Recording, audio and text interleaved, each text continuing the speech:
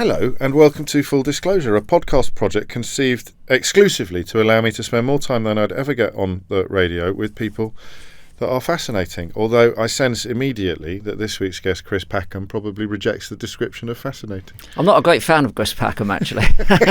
So I have the pleasure of talking about things that are a lot more fascinating than me quite a lot of the time, as you can imagine. So my interest in other organisms is greater than the interest in my own self. Yeah. You say that, and we'll get on to the disconnect perhaps between how loved you are by so many people and how possibly you wouldn't include yourself in that cohort of the population. But for people of my age, you're one of the few people still on television that it feels like we grew up with, from the days when you were sort of Robin to Terry Nutkins' Batman with your Billy Idol haircut on the telly. Back to the mid-'80s, yes. Really wild show. Yeah, no, I remember it with fondness. It was a very good programme at the time. We were doing quite complex aspects of ecology, behaviour and physiology and putting them in communicable terms to an audience which was obviously aimed at children but had a massive adult following as well. And, I struggled to get home tonight on the train without someone saying, "Hello, Chris, I remember you from the Really Wild Show." At which point I wonder where my Zimmer is, and because it was a long time ago. Well, also, again, perhaps surprisingly, given what we will talk about, you struck me and everybody watching as an absolute TV natural, but it wasn't. I don't think it wasn't an obvious career course for you. Let's begin at the beginning. You grew up in Southampton. The passion for wildlife, the passion for the natural world, seems to have hit you before the power of speech. Yeah, my parents say that I was crawling around the back garden, tiny little patch in our 3 up, 3 down in suburban Southampton. And before I could speak, I was fascinated by all of those commonplace animals: slugs, snails, woodlice, ladybirds, some tadpoles in a tiny little pond. And of course, as soon as I could get over the fence, then I was out into the fields beyond the house, and it became grass snakes and birds' nests and fox cubs. My parents were great. They didn't have a fundamental interest in natural history until I drummed it into them, but they were very supportive. They allowed me to turn that small garden into essentially a menagerie. In my younger years, it was always about keeping animals. I wanted to study them and understand them. Why? Because they were, I think at the outset, it was because of their beauty, their simple beauty. I mean, the symmetry of a ladybird and the magic of one of those animals, tickling the palm of your hand, climbing to the tip of your finger, and then it breaks open its elytra, its wing cases, and these little orange, fragile wings appear, and it floats up into a blue sky. I mean, it just lit me up. And then I remember a bit later, I must have been about 5 or 6, and there was a dead starling lying in the gutter, and I was at the bus stop with my mother, and I picked it up and unfolded its wings. And of course, birds weren't very tangible at that point. I didn't have any binoculars. Birds were not something I was drawn to. It was always about things that I could capture, catch, put in a jam jar, put in a tank. But I unfolded the wing of this starling, and actually I snuck it in my pocket and took it home, and then examined it in my bedroom later. And I mean, the exquisite beauty, the way all of those feathers, and there was sort of petrol, iridescence, and they folded over one another. And then when I folded the wing back again, it all fit together. I mean, it's just amazing for me when I was 5. I was, totally into it. My parents spent all the money they had on books and, animal encyclopedias. I was massively into dinosaurs and all of those things, and remain so, the ultimate sort of dinosaur kid. And I was fortunate, they as much as my father had a pronounced interest in military history, so there wasn't a castle or a regimental museum that we didn't go to. Right. He did on Sundays drive me to the New Forest, where I now live, and allow me to ramble around in search of more exotic creatures that you couldn't find in the suburbs. Did they ever try and turn you on to other stuff? Oh, very much so. Yeah, definitely. My mum was very into the arts, which was great. I've spent a day at the V&A, and I was going to go to the Tate, so I have a very keen interest in visual art. She did take me to the opera and the ballet. That didn't stick quite as much. She was very into literature. She would read me poetry all of the time, and that was very informative. My dad, as I say, it was history, and he travelled very widely. He'd been in the Merchant Navy, so geography was, he knew the parts of the world basically, and would tell me, stories about his journeys there. But yeah, they were very keen on education, and their outlook was that I went to school to get the basics, but I came home to have the cherry put on the cake. Yes, I read you saying that your dad would test you on encyclopedia and stuff like Well, that. I learned to read by starting at A in a set of encyclopedias, and my dad would test me on them. And in a nice way. Yeah, in a nice way. There was never any punishment. It was always through encouragement.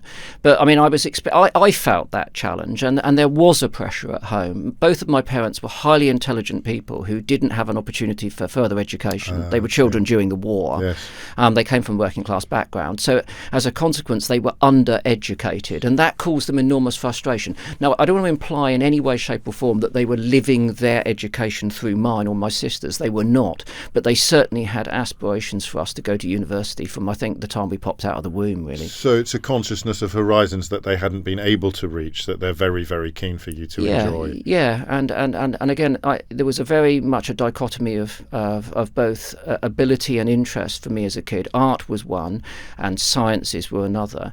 But of course, it was the 1960s, and art colleges didn't have the best reputation, thanks to, Blow Up, Hemmings' film, and so on and so forth. And so they frowned upon me studying art, and were always of the opinion that it was something that I could do anyway. In fact, I did it anyway. Yes. I took both O-level and A-level art without doing the lessons, and I was just completing a sculpture project. So maybe they were right after all. But let's pause there. What do you mean you did it without doing the lessons? You just sort of self-motivated? Well, in those days, you could pay for yourself to apply to do an O-level. You could pay for yourself to do. I know you could, but most people didn't, Chris, did they?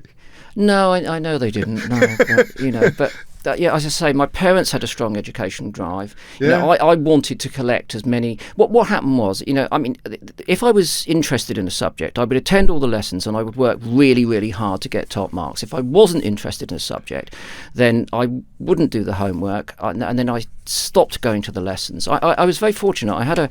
I didn't see the point of doing French. I was constantly skiving French, and I was constantly in trouble.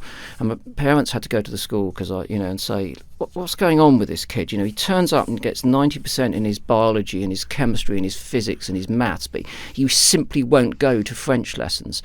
And I sat there and I said, well, look, I don't know any French people. We live in England. My father's taught me that we fought them for 1,000 years and came out on top. Why do I need to learn French? It didn't compute for me. I should add at this point as a caveat that the cruel irony is that I later moved to France and lived there for about 12 years and had to learn French pretty quickly as a 40-year-old. But there's a pragmatic... you needed to, so you did. Yeah. And you didn't need to, so you wouldn't. No. But my French teacher was brilliant. He was an elderly man that would come into our comprehensive with a vacuum flask, and it had a clear liquid in it with the colour of tea, but that smelled of whiskey. And he took me aside and he said, look, I'll give you a desk at the back of this classroom. You come, but you don't have to do French. Right. You can sit there. And he said, and here's a book. And it was a catalogue of 50 GCSE O-levels at that point. And he said, you pick 3 of those. He said, I'll get you the books and I'll make sure the school pays for you to enter those O-levels. He said, you don't do any French at all. You can sit at the back. He said, I won't, you'll be left to your own devices. So I skimmed through it and I chose, ironically, I chose Latin under his advice because he said it's so easy to pass an O-level in Latin. And it was. And I chose geology as well. And I did that. And it was, again, it was down to the sort of the compassion and the sympathy of that one teacher that probably got me, kept me in the school without being thrown out and got me in 3 more O-levels. Were you conscious of being clever? Is that a word you'd have applied to yourself? I mean, I never met my own standards, if you like. I was, and I remain to this day ruthlessly self-critical. So yes. I don't have a sense of achievement or a sense of success. I can tell you about a catalogue of failures, or sub-optimal results, as it were. I was conscious of working really hard and I was obsessive. So if I got into something, everything else ceased to exist and I would focus on that. And I think I began to see by my early teens that could be advantageous. Okay. Because it would allow me to learn more about something more quickly than most people because they were distracted by other things and I wouldn't be. I'd be obsessed and only interested in that one thing at that one point. Were you competitive? Ferociously competitive. With your peers, with other people, With myself. with your sister, or just with yourself? Oh my goodness! My sister and I couldn't play a game together. We were both, if we got halfway through a chess match and it looked like it was going to be a draw, someone would kick the board across the table. We would. My sister and I were ferociously competitive in sort of trivial home games. But no, for me it was always about. I'm very task centric. If you asked me to sweep this room, I would apply myself in a way that most people wouldn't. Firstly, I'd make sure that you had the right tools for the task, and if you didn't, I'd ask you to get them. Then I'd analyse that task, and then I would set about doing it in an optimal way, and there wouldn't be a piece of dust left there. I have to complete the task to the very best of my ability, given the resources at that time. When we mentioned your sister, who of course is the fashion designer Jenny Packham, so it's fair to say that your parents' hopes of you both reaching horizons that they'd been denied were fully realised. Well, you say that. Well, from their point of view, yeah, no. I hope. Well, no, not from their point of view. No. I mean, I don't think I ever, reached the point that my parents. There was always something that wasn't right. As I say, I do remember, my father opening an envelope which contains. I took some of my O-levels a year early, and I remember the envelope coming in, and he came up the stairs with it, and you would write your exam number on it, so it was obvious what it was, a self-addressed envelope. And he opened it, and he looked at it, and then he sort of looked at me and put it on and just walked out the door. And I thought, oh my God, I must have failed something. And I didn't. It was just that I got a couple of C's, So, and I'd done them a year early, and I didn't really care about them, So.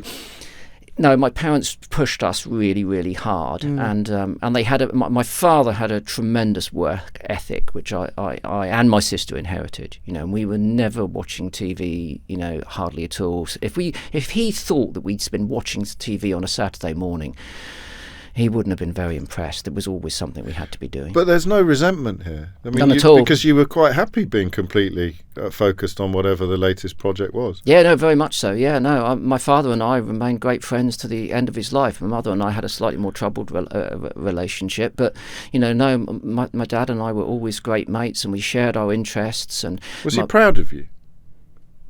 He never said so. Never. No. But I don't know. I mean, some of the things that I did. My father was a strange man. He had a great respect for authority. The police were the police. And he was always embarrassed when they were around the house because I'd committed some misdemeanour or other. We're not going to let you gloss over that either, but carry on from there. But at the same time, he would say to me, "You've always got to question authority." So he had these sort of two sides. So when I was, sort of campaigning, my dad would sort of think that he would secretly think that was good, Yes. And when I was sort of making trouble in order to raise questions, to authority about, poor practice or illegalities, whatever it happened to be, I think my dad might have been proud of that. I think he might have been proud about the fact that, I wasn't sitting back, I was sticking my head above the parapet, basically. So obvious injustice strikes you like French did. It just doesn't make any sense to you, and you can't. I think that, again, there are real parallels with other people who have autism of the type that I have. An aggravated sense of injustice is something which really motivates us. We don't like seeing people getting away with something that we consider is wrong, and therefore we are driven to put that right. I spoke to Greta Thunberg, another campaigner in the field that I campaign, and she has a form of autism which has parallels with mine. We share traits, and we both agreed that was a very significant motivating factor. You mentioned your diagnosis, which came quite late in life, but the realisation that you were different came quite early, I think. Yeah, and with difficulty. The strange thing was that it was always there, but there wasn't conflict up until the time I got to about 12 or 13. Right. So early childhood, there were differences, and I would upset my family, and there would be difficult situations that would be motivated by things that I couldn't explain to them. I didn't understand myself. I had no ability to articulate what those things were. And when I tried, I couldn't get my parents, the teachers, whoever it was, to understand what I was saying. A lot of those things were about the physical environment or the temporal programs that I was being set. But this was the 1960s and 70s. No one had any understanding of what the condition was. So again, I bear no resentment to any of those people. But when it got to sort of 12 and 13, then the sort of things that had previously been irritating my peers were then clearly aggravating them, and the separation and the bullying became quite significant, and I didn't understand it. All I began to understand was that they must be right because they were in the majority and I was a singular minority. And so I got, I came to the conclusion, unfortunately, that I was broken and it was all my fault, and that led to certainly, self-depreciation. There was no question of that. I began to really dislike myself, and that led to all sorts of problems. And it all came from inside. So in a way, you were lucky that you weren't being labelled too, as far as I can tell. Your parents certainly weren't labelling you. They were accommodating your difficulties up to, or were they? Were you? Because you mentioned it was the 60s. Yeah. You'd just be naughty, or you'd be contrary, or you'd be, but I don't. That was it, yeah. Right. I mean, I was an eccentric child, a difficult child, and at times a troublesome child. There would be scenes, as my mum would call them. I'd be making a scene, and now we say that these are people. The familiar term that people use is meltdowns. Right. We apply that with a young person. So this would be sensory overload, would it? Yeah, in the main, it would be sensory overload, or it would be simple things like, I need to be.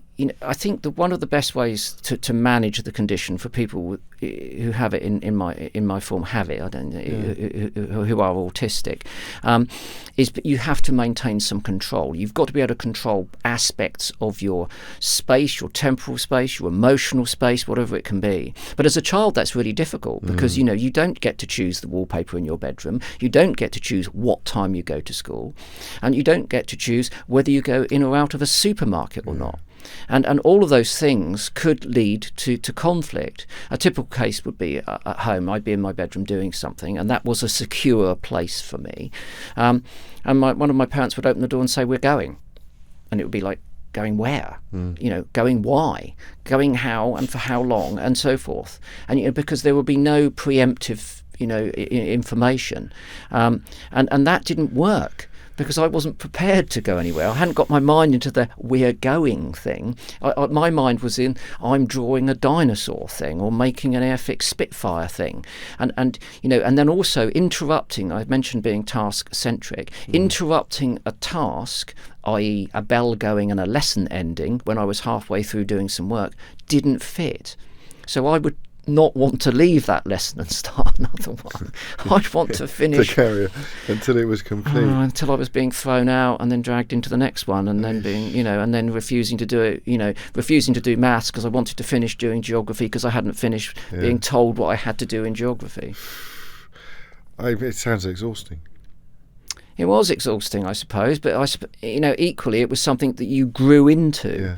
And by the time I'd got to sixth form and things were becoming very difficult, they were pretty dark days, the only thing I could think of doing was separating myself from everyone else. So when I started university, I went to Southampton University where I grew up because I couldn't countenance the idea of going anywhere else. That wasn't going to work. And equally, I had also been doing some scientific research, and the university had very kindly given me an open offer to go there. But I'd just say 20p please twice a day to the bus conductor, and I just sort of thought the only way to get through this is not to engage with any of those other students, just to hide away. By the time I got to the third year, there were one or two people who I was speaking to, and that was better. But to start with, it was a very unusual student experience. Let's go back to secondary school if we can, because until you got there, I think you thought everyone was like you, or you thought that there was no. I thought I was like them. Oh yes, yeah. And then you realised that you weren't. What form did the bullying take? How did? Well, there's some physical bullying, but then a lot of people got bullied in the school. Again, This was early 70s. If you got punched in the face, there was no point in complaining to anyone because they would just say punch them back. But with your burning sense of natural justice. Oh yeah, so that didn't work. So I mean, big boys would punch the little boy, and the little boy just wouldn't stop trying to punch the big boys. So because I'd get given a good hiding, basically. But the bullying was also a lot of spoken. It's not true that Sticks and stones will break your bones and words will never hurt you. It's one of the biggest lies of all, isn't it? Yeah, it is. It hurt a lot. And then when it got to the point that I was being excluded, so I wasn't invited to their parties and their days out and the things that they were doing. And of course, I didn't understand why. And in a way, there's always a yearning to be, conforming to to that majority at that age. It's easier to fit in than it isn't. But you couldn't. But I couldn't, and that was it. And I didn't understand why. And whenever I tried, it failed badly, so I couldn't even instigate conversations without them going in the wrong direction. Because you don't read social cues well, or you didn't read social cues well, or you don't have nuance. I didn't look at people. I'd interrupt them the whole time because I knew what they were going to say, and essentially it was boring, waiting for them to get to the point. And I would go on about things that they would think are boring, and I would be obsessing about detail that they weren't interested in, and I wouldn't let them get a word in edgeways. And there were all sorts of. So the amateur psychologist now would expect the passion for animals to kick in at about the time that humanity let you down, but it had been there all along, which is. I don't want to say chicken and egg because that's such an obvious and clumsy analogy, but it is odd, isn't it, that they're both running concurrently? Yeah, but remember, animals were, the sorts of things that I was interested in were not where people were. So I spent a lot of my time as a child on my own. Yeah. So I thought that I was going out into the fields and the woods because that's where everything lived that fascinated me most. What I now recognise is that I was going out there to find some respite because there on my own I was normal. It was just me.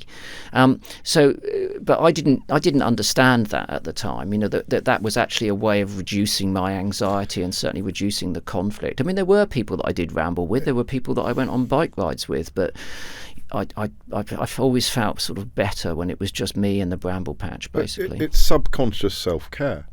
Yes, it was, and I suppose it was there. It was kind of instinctive. I must have found that, and then I yearned for it. Now I manage it. I'm very conscious of it. Many people are. We know that nature provides mental health, not just obviously for neurodiverse people, but for all sorts of reasons. And we actively seek out those spaces, and we can feel and scientifically measure the rewards of doing so. But yeah, again, going back to the 60s and 70s, it was just an escape. An instinctive escape for you. I'd run through some sort of milestones. Just before your 12th birthday, it was a song, Thrush's Nest, and a teacher, John Buckley, explained to you the wrongness of stealing eggs, and then you went on a mission to count eggs and chicks, culminating in your Kestrel project, which I think is what brought you to the attention of Southampton University.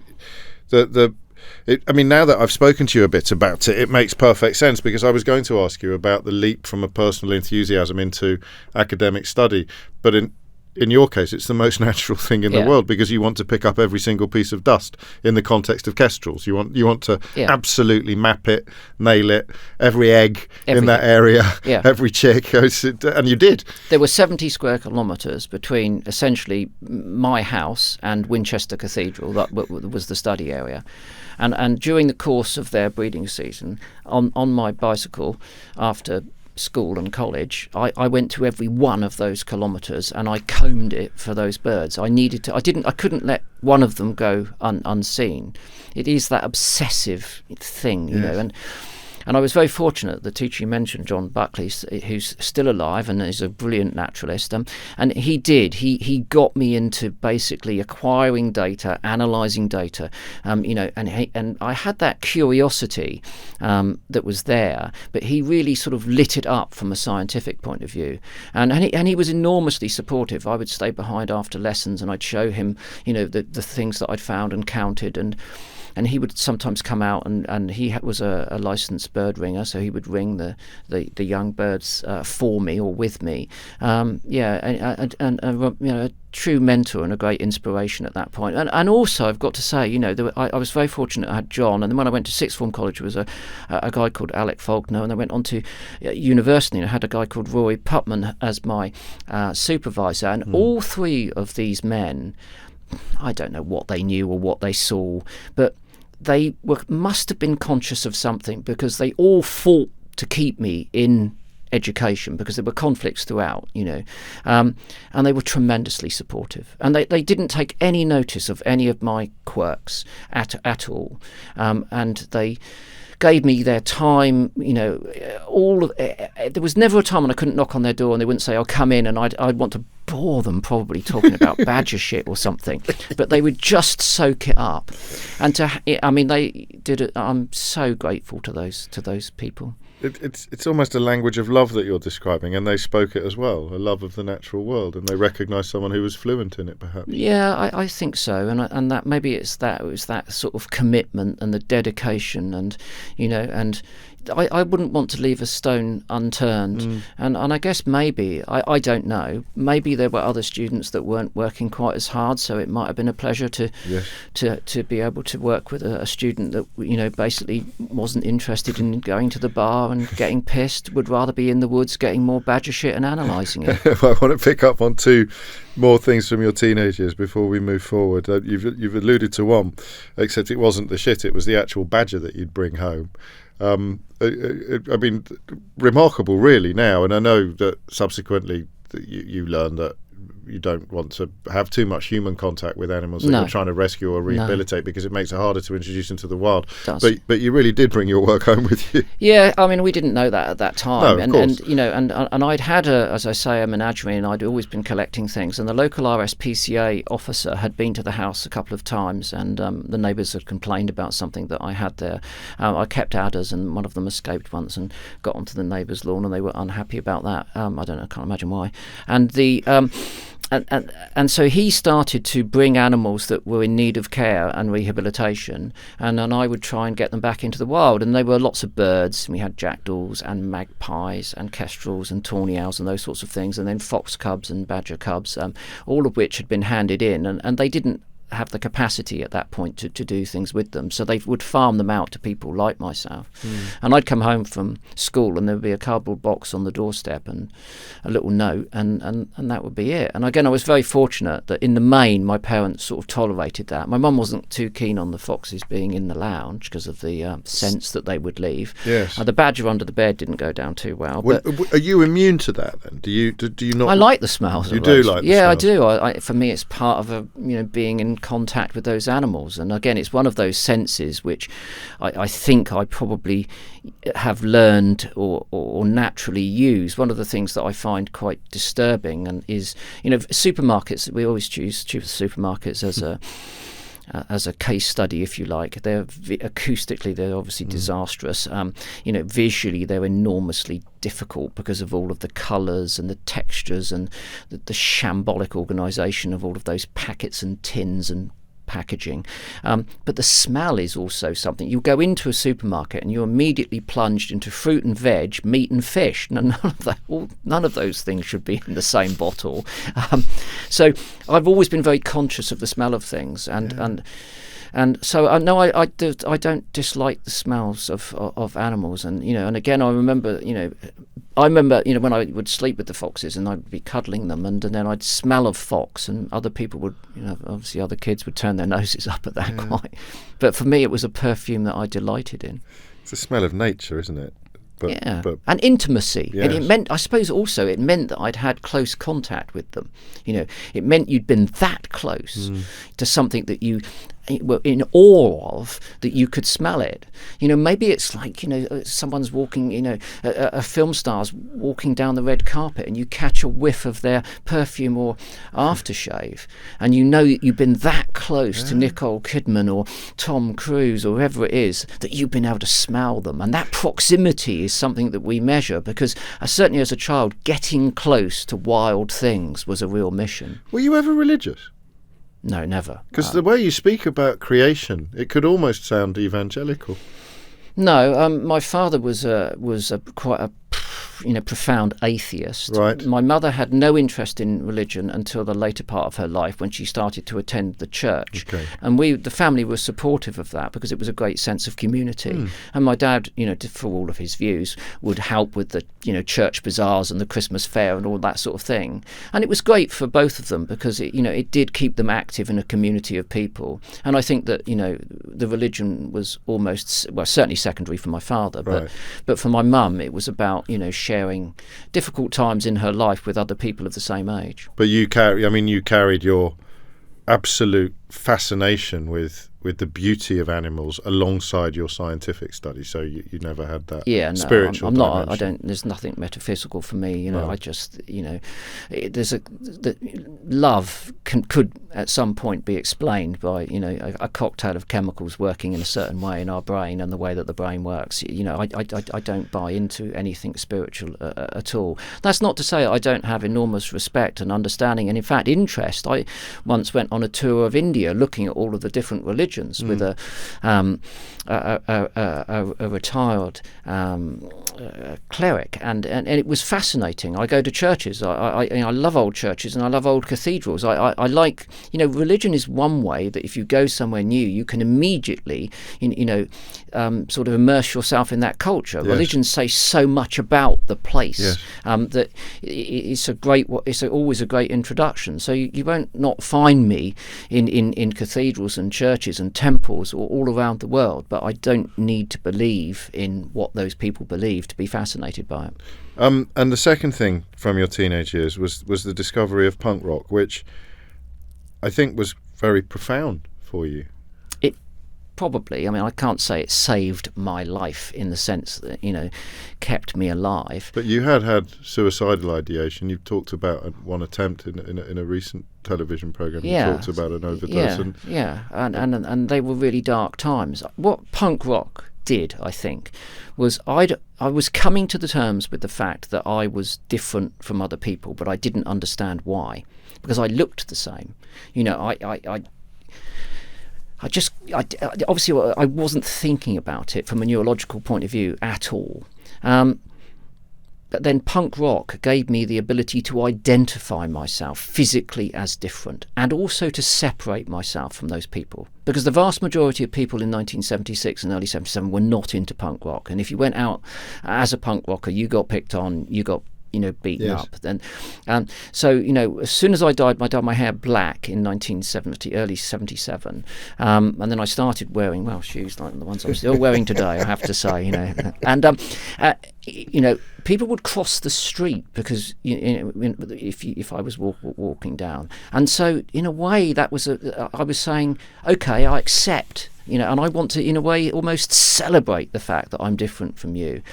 But of course, the other thing about punk rock is that it suited my, developing, sort of outlook on life. It was very much do it yourself. It was about an attitude. It wasn't just about music or fashion or art or politics. It was about an attitude, not taking no for an answer. Very much a do it yourself thing, challenging authority. It was all about ideas, and it was very creative. It wasn't all about destroy. It was actually more about create. I never really fully until I was reading up on you for this conversation.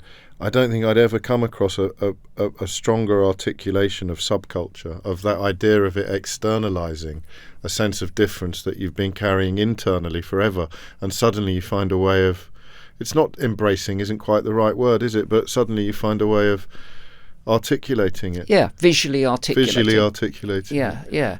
And I would go to all of the gigs, and they weren't the most comfortable experiences for me. I don't like being crushed into a crowd of people. But that would be an odd sort of combination of circumstances. But the energy. Yes. The first time I saw The Clash, they ran onto the stage, everything lit up. It was so bright. It was so, sparky, and then they burst into London's Burning, and the raw energy was absolutely euphoric, and I felt an immediate kinship, not necessarily with the band members and the band, but with that energy, that explosive determination to do something different at all cost.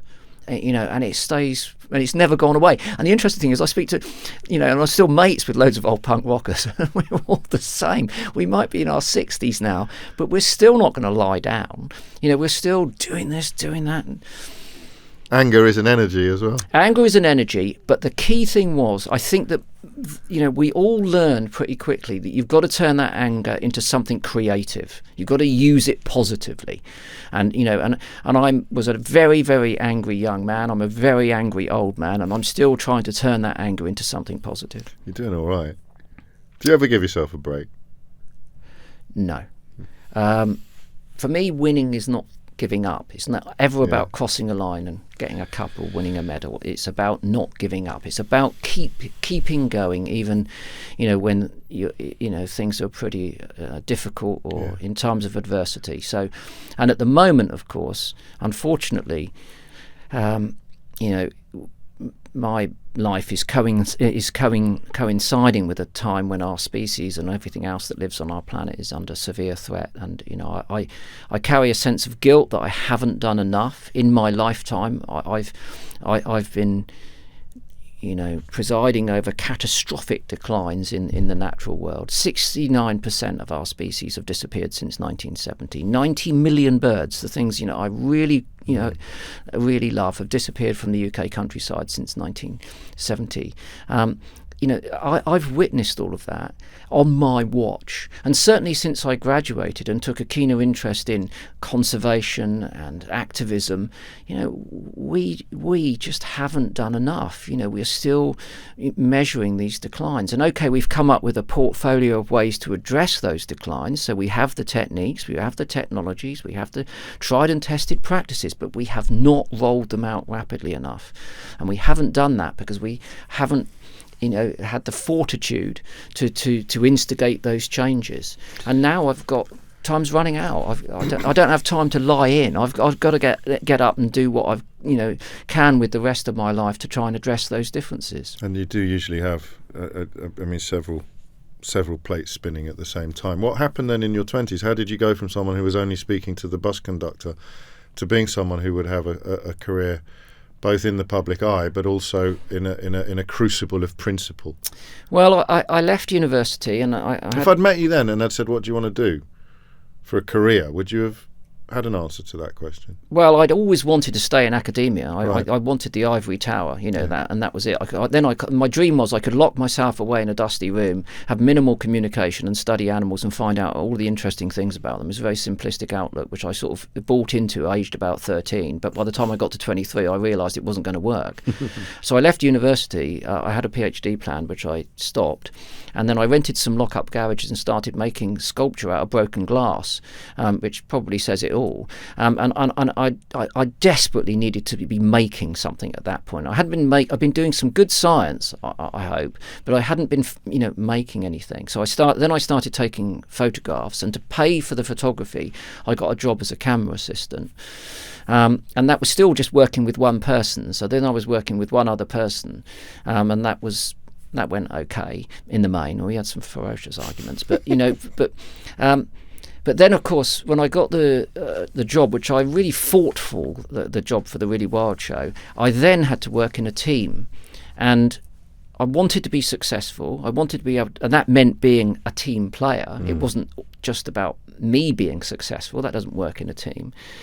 And so I used to draw up these lists of what I needed to do, and I would write them down, and then after a day of working with other people, I would score myself to see how well I'd done that day. Not normally very very well. Didn't get top marks on that. Why did you fight for it? Why did you want to move from? Because you work behind the camera on things like a toad's tail and the Living Planet and Ourselves and Other Animals. 1985, you made the leap across. Why were you so keen to do that? Well, I needed a job. I was fed up with being on and off the dole. It was really demoralising. I'd left home. I had no money, and there were things that I wanted and desperately wanted to do. There'd been a couple of incidents where I'd sort of come up against people who were destroying wildlife, basically, and I tried in a very naive way to sort of push back on that. So the sort of the sense of injustice when it came to environmental concerns was building quite rapidly. And then I remember telling my sister about it. She was away at university at the time. She came home for a weekend, and we were in a park in Southampton. And I said, "Oh, by the way," I said, I've rung the BBC and I've asked them if I can do a bit of presenting on a kids' wildlife show. And she said, "Oh, thank God for that." She said, "You've been boring us for years. Now you can bore the nation." and the thing is, I had always been talking enthusiastically about, I had been boring my parents about the feather structure of tawny owls, and all of that sort of stuff. So to be honest with you, doing it in front of a camera was only a bit of a shift, really. And easier for you than doing it. Oh, certainly, yeah. With people. Yeah, I think you've described it as just being a piece of glass, which is odd because a lot of the best broadcasters, and I would very much put you in that category, have a sort of image of an imaginary audience member, but I don't think you do you? No, not at all, no. No, in fact, when you're looking at the camera and they want you to speak off camera, and then they say, "Look at me," and I say, "No, it's all right, I'll look the other side. I'd rather just stare into space than look at you, if you don't mind. Don't take it personally, but it's easier for me." So no, I mean that, and again, it's a shutdown situation. When I'm doing that, nothing else exists in the world. It doesn't. People often say, "Do you mind if?" I don't mind that. You don't exist when I'm focusing on that. Everything else is gone. I'm focused on my task, which is to communicate what I'm trying to communicate to that piece of glass. Yeah. So no, it doesn't matter to me. It doesn't faze me what else is going on. I'm really intently in a zone. And apart from the fact that you did it for 9 years, and they wanted you to carry on doing it for 9 years, was there a point at which you acknowledged you were quite good at it? On the Really Wild show? Well, just at broadcasting, communicating. You think this is something I'm good at? No, I think I've got better at it. I mean, I constantly critique myself. I mean, what I did when I started was, of course, I got the VHS tapes out and I started looking at Alan Wicker and Carl Sagan and David Attenborough and all these people, and I started looking at how they communicated. Bear in mind, that I had troubles communicating directly to people, so I needed to be able to I analysed it. I mean, I'm not joking. I used to sit there with a stopwatch and I'd look at how they were, I broke it down, and I've still got those pieces of paper, somewhere, and I broke down, how I sort of critically understood their presenting skills were working, their little subtleties and I would try and sort of not copy those, but understand that I needed to involve that in the palette of what I was trying to do. I needed to involve those sorts of things. So again, I approached it in quite a technical way, and I've always continued to do that. But I'm still not at the stage where I've given myself a gold star. You made it into a science then, in a way, a little bit. It's always like that. I'm very analytical about things. I do tend to murder to dissect, and it is a bit of a crime sometimes. If you take a beautiful piece of poetry and you break it down into every word, you lose some of the intrinsic qualities of that. So it's about keeping that balance. I'm a scientist who likes romance, and I see romance in science. A lot of scientists don't. I think they're probably a little bit scared of the romance, but I do like the romance in that. I do remember reading Rupert Brooke's The Soldier in the British Library one, cold winter afternoon, the original draft, and crying. But then I do remember then taking that poem to pieces because I wanted to understand why it made me cry. Yes. And did you? Well, and to the extent that I read a lot of stuff by people who'd studied English literature, I didn't understand most of it, and I didn't sympathise with all of it. And I think that the magic sometimes of those things is in the art. But then, for me, science is the art of understanding truth and beauty. And the beauty is a key component of that, and I don't forget that. I that's one thing I do embrace. I don't know what it is, and it's interesting to hear that you studied it or honed it, finessed it, but that there is something that you either have or you don't have when it comes to factual television, and it's an ability to communicate enthusiasm, to make people interested in things they might not otherwise be interested in. It's an odd comparison to draw, but the way Fred Dibner would talk about steeples. Yeah, he was amazing. Well, wasn't it? That odd. I know. Ability to. You didn't need to be into steeples. No.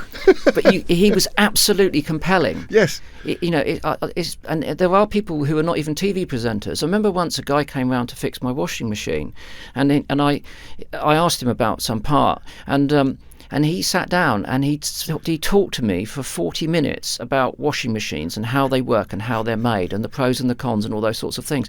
And it was actually I didn't speak. I was absolutely spellbound because of his passion and his enthusiasm, and I think that's it. And ultimately, what you can't hide, I think, when you're is the honesty. I mean, look,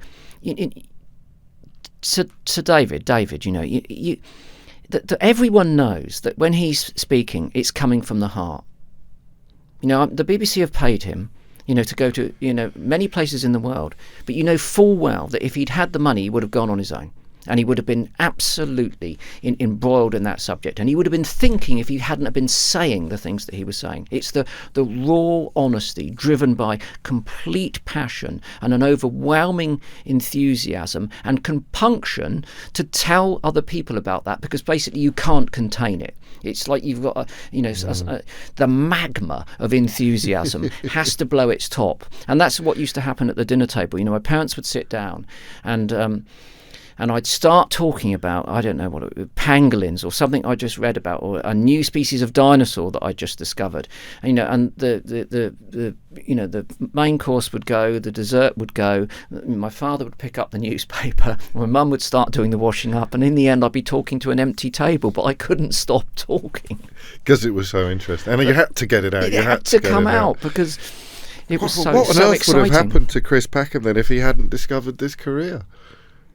Oh, I probably would have pursued the art thing. I think, you know, I that's, you know, what I it's still. It's a different form of externalising what's going on inside. Yeah, and it's you know, I've always yearned for it because it's personal, and you know, working in TV is great, and I'm great. You know, I'm very fortunate. I work with some amazing professionals, and we do come together and cohese into some, you know, really effective teams, and we've made some, you know, one or two things which, you know, I can see some flaws in, but other people think are good television. And, you know, and that's a privilege to be able to do that. But at the same time, I have to do things that are individually creative. And I've always kept that going. And what I've always found is that if that becomes too restricted, then things start to go wrong. Okay. You know? Yeah, you're conscious of that always. Very much. Yeah. That proximity to problems. Yeah, which is why at the beginning of this year I'd been through, post-COVID, some projects that we were working on got shelved for obvious reasons, and there were difficulties, so they all got packed together. And I had quite an intense period of work, and we, you know, I can't not give 100% for absolutely everything. And then I took 3 months off to do the sculpture because I just knew that I needed to get away from that, and I just needed to be in a space where I was thinking about making something myself. I set myself a really high bar, a challenge that I knew I wasn't going to meet, but that's what I like. And I almost needed to sort of get to a reset situation. And typically I don't need to take, you know, such dramatic action as taking sort of 3 months out, because I'll normally be taking photographs, or I'll be doing some graphic or artwork or something. I'll be writing something. But on that occasion, I just thought it was unnecessary. We're back to subconscious self-care, or conscious self-care, actually, yeah, but in a different space from when you were rushing out into the forests or into the fields. And in fact, while we're on that subject of things that you do to engage, I love the T-shirt plans that you've got in fruition at the moment, where you're taking 3 of your biggest passions and turning them into a fundraising exercise. Yeah, so I've always liked T-shirts. I've always liked slogans. Quite punk, isn't it? Yeah, it is quite punk, and you know, you know, I've always liked sort of designing those sorts of things, coming up with those things, you know, even, you know, film slogans: "In space, no one can hear you scream." I mean, there's sort of brilliant poetry to that, and it's like edgy, and, you know, why not? It's asking questions, isn't it? And so I've always liked that. So and I like doing sort of graphic design. So yeah, I'm opening an online T-shirt store. So there's some wildlife stuff, which is celebrating a love of life, all life, I have to say, not just the cute and the cuddly. There's a protest section called Revolting T-shirts, and they were very much about slogans. You know, when injustice is law, rebellion is essential, and things like that. And then there's a section for neurodiverse people, because a little while ago I was doing something with some young people who were neurodiverse, and I sort of thought, I'll just go online and see what the T-shirt market is like, and it was pretty terrible actually. And I don't think any of them had really been designed, certainly by autistic people, and they were really pretty crass. So I sort of thought maybe I could do something a bit more subtle, and although some of them are quite confrontational in their messaging, and I hope that I can offer that community something which has come from their ilk, and they might feel an affinity for. Can people see it yet? Is it up and running, or is it? Yeah, it'll be up and running in the next few days, and I'm going to sort of put the designs out. I'm going to test the water and see how it goes. But I suppose in the last 6 months I've probably done about 40 different designs. But again, it's one of those things. I'd be doing that even if I wasn't going to launch the store. Yes, of course. I've been doing graphics art projects. In fact, I was in the V&A this morning, and I was showing them to a lady who I met and who was into graphic design, and we were looking at them. And apart from showing a lady on my mobile phone in an art gallery, no one else will ever see them. But I've got to get those things out of there. There's a tension here, isn't there, between how self-critical you are, but how also you don't seem to be a person who's ever thought, oh, I can't do that. You've never thought that mountain was too high for you to climb. So, well, to try to climb. Yes. Yeah. No, I like challenges. I don't like doing things the same. Once I see that I've done something, then it's one of the frustrations of working in TV is that TV likes things that work, and then they want to stick with them for too long. Yes. And there were many TV programs which, I started watching because I was watching them as a child with my parents, and they were still running when I was an adult, and I would think, my goodness me, you've got to use more imagination than that. So, I need those things to change. Things have to move on for me. So, I do like those sorts of challenges. And well, they have moved on. In a sense, I suppose that's why Spring Watch, Autumn Watch and Winter Watch work so well, because it's the same programme. It's not a lazy repetition. It's a constant commentary, isn't it? It's watching the change, and the change never changes, if you see what I mean. Yeah, and technology. I mean, even in the time that I've been working on those programs, technology has allowed us to do things which we would never have dreamt of just a few years ago. We have thermal cameras that were, invented for military use, which are now affordable, and we can use them, and they allow us to see animals at night entirely unobtrusively. And we've seen some extraordinary things on those cameras, and the little cameras that we put into Nest and so on and so forth they're no longer little, they're minute, and the quality is very high. So we're able to put them into places where, again, there's no risk of us disturbing the wildlife. And the other thing is they're more affordable. Yes. They were extraordinarily expensive. So in those sorts of programs, you've got to accept that technology is one of the driving forces of that change, and there's a real thirst for it, because we know if we can get our hands on that kit, then we'll be able to explore and communicate aspects of those animals' lives which are quite beyond us as observers, because we can't see in the dark, and we can't stand in a bramble bush for 24 hours a day alongside a nest, but our little cameras can record everything that happens. And that keeps revivifying your interest and insulates you against feelings of going around in circles or doing. Well, I mean, I'd like to see more changes in those programs. One of the things I'm always campaigning for is more young people coming in. Right. Again, I'm really keen to champion the young people. I just did an online YouTube series called 8 out of 10 Bats. Yes. And that was, apart from me and a couple of other old pros that were there to support them, everyone was under 30, and most of the people were under 25. And it's very much about us giving that platform to young people who are, highly energized. They're clear thinking, clear speaking. They're not risk averse. They're inventive and imaginative, and they're also, gravely concerned about their future. So rather than just listen to them, which I find quite patronizing when people say, oh yes, we listen to young people, I think no, I want to trust them, and if you give them that trust to do their own thing, I've got to say they've never let me down. All the young people that I've invested in, they've made mistakes, but that's part of it, and I love them making those mistakes. It's joyous, frankly, but they've never let me down. They've always excelled. There's a symmetry here to the men you mentioned earlier who had given you support at a time when it wasn't necessarily the obvious thing to do. Yeah, and I feel again a real compunction to do that.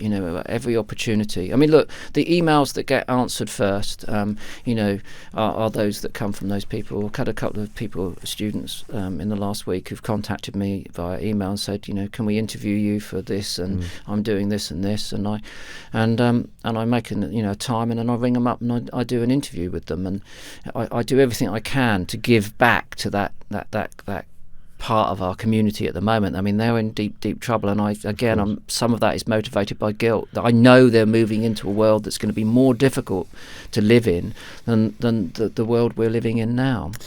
So, the television career, which it gives you the freedom to do everything else as well. I mean, I know you've struggled because you've made a program about it with the platform, but also needing to keep the platform. If you didn't have the platform, possibly you'd have gone to prison for some of the things that you believe in or some of the protests that you've been part of.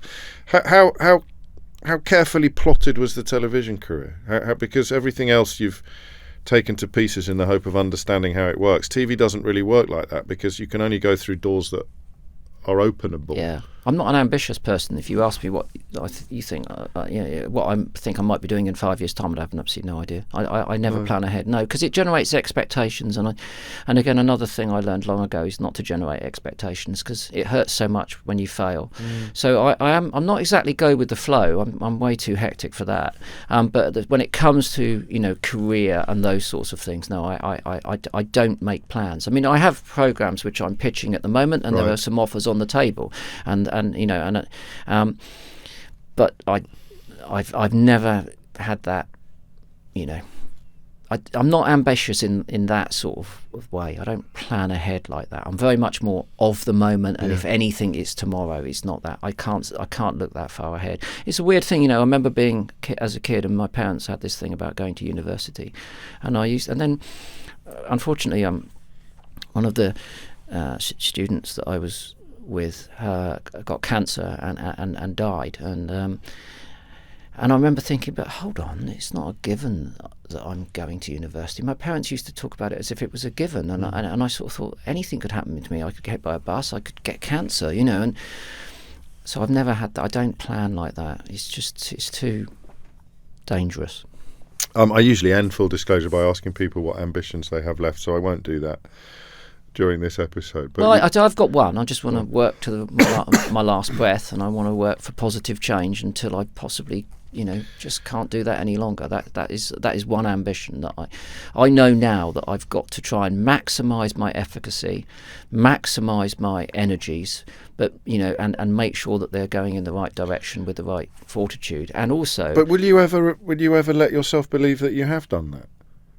Will you ever be kind enough to yourself to say that I have done my best? Well, probably not, because I think another thing that I've always feared is sort of contentment and complacency. It's not complacent to acknowledge that you've done your best. Well, if you've done your best, what are you going to do next? You've got to do something better, and therefore you can't be complacent by having done your best. So I think it's always best to make sure that you never score 10, because that means there's always room for improvement, and that keeps you going. And contentment I've always really struggled with, because that's why I like change. I think I like tearing things up, because I don't like the idea. Contentment to me sort of, I don't know, just feels like it might be something that's flabby and not. Okay, I understand. There's two more things I want to ask you. First is then, in the context of what you've just said, you must have felt some degree of gratification at the way that Earth was received, at the way that was not just reviewed but appreciated by viewers, and the places that it reached. Yeah, I mean, it was a privilege to work with an extraordinary team of people. I hadn't worked with them before, and I'm always a bit, unsettled by having to work with completely new teams of people. I know it's easier for me to work with people that I know, not only from a sort of a social point of view, but also because I know what their skills are. I know how to integrate into that team. I know who likes, having the camera put back in its case, and who would rather do that themselves. And I know who, I always get the coffees and carry the tripod and all those sorts of things. So I know how that works. So it was a completely new team, but it worked, and the programs, as you say, were really well received. And And I think that we set off looking at the history of our planet and the impacts that the planetary forces and life had on that. And there were always going to be comparisons between what had happened in the past and what is happening now. And we had great freedom, actually, and we reached our final programme, and I wrote the final piece to camera in a taxi, as I'm prone to do, like immediately before we were going to do it. And I was pleased that we managed to get that through the edit, because it was quite a forthright plea for people to wake up and smell the fossil fuels and the intensive agriculture, because if we don't get a rein on it, then we're in deep trouble. And that was good, coming from a programme which was intrinsically a science-based programme, but it ended up a very, human-facing programme, and it did so with confidence, and that was great. So yeah, it was a privilege to work on that series. There were some great people to work alongside. And finally, does the criticism, the unpleasant criticism, get to you? The people who are telling you to shut up, or I know that you had a successful legal action, but it's going to leave you hundreds of thousands of pounds out of pocket because the people that you sued for lying about you declared bankruptcy the next morning. Does it get you down in the way that being bullied got you down as a younger man? I don't think so. Good. I mean, my sister says, someone published something the other day, and she said, look, you were bullied in the playground, and now you're being bullied in the Daily Mail. I mean, it's just no different. And to be quite honest with you, I've become a lot more robust and a lot more resilient. And I understand that if I'm asking for people to change their minds and therefore their practices, that's a tough ask for a lot of people. And if I'm asking them to do it quickly, then it's very difficult. And a minority of those people will lash out, because they don't want the challenge of having to change things. They would rather things stayed the same. And that can't happen. We've got to move on. So part of that process is that they will lash out, and I'll have to take it on the chin, or let it go over my head, which is what I do. And I mean, quite a lot of the online trolling is quite. I find it amusing, to be quite honest with you. At times, people type the most absurd things, and I think where I fear it is where it's very obviously organised and coordinated. And some of the times, when people are developing a language to describe what I and fellow activists do, it's, there are dark forces at play. And I'm not a conspiracy theorist. Sure. We know this is the case. And we're up against very powerful people with vested interest and enormous sums of money to spend on what they're doing. So it's very much David and Goliath. But, I've got a stone and I've got a sling, and I'm going to swing it for as long as I possibly can. And finally, Chris Packham, when I end this interview and say to you that I think you're an extraordinary human being, and I am so grateful to you for everything that you do, how does that make you feel? I'm always a lot more comfortable with criticism than flattery, if I'm honest with you. So that's very kind of you to say that. Thank you. I don't know really. I'm not very good at flattery. I don't, because I don't see that. You see, I see something very different. I see someone who is not doing, and has certainly not done enough, and I'm never going to be satisfied. I'm sometimes, occasionally, that sort of gets me down a little bit, but not very often. I kind of like the idea of a Sisyphean task, an endless race. And ultimately, we're in a last stand situation here. And as long as I'm on the hill with my welly boots on, I'll be there championing the cause to the absolute end. And that's where I want to be. I want to be on that hill. Chris Packham, thank you. Thank you.